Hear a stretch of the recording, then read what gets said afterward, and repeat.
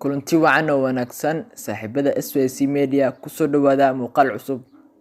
Barnaamijkan wuxuu inoo noqon doonaa mid taxane ah waxaana ugu magac daray kaftankii Robert Mugabe madaxweynihii hore ee dalka Zimbabwe. Ku soo dhawaada barnaamijka qaybtiisa koowaad. Daawasho wanaagsan.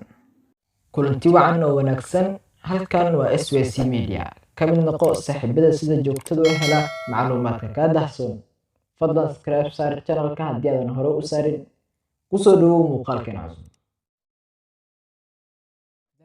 Haddii adiga oo saaran bas ay ku soo fiiriso gabar kadibna ay ku dhoola cadiso, fadlan isdaji la hadlin inta la saariyahay baska sababtoo ah waa gabar lacagta baska ka shaxaadi rabto. Gabdhuhu way ooyaan kadib bay intay muraayada kor tagaan bay isku fiiriyaan si ay u ogaadaan inay markay ooynaysay qurux badneed iyo in kale.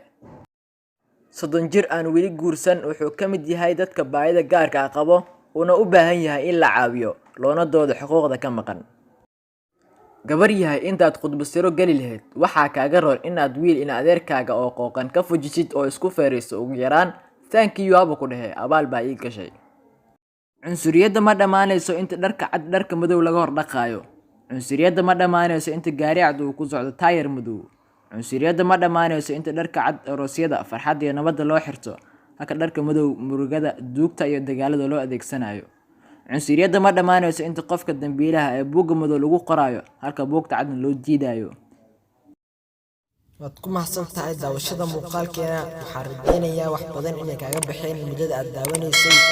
Fadlan subscribe saar barteena YouTube-ka SYC Media. Mahadsanid tan iyo kulanti dambe.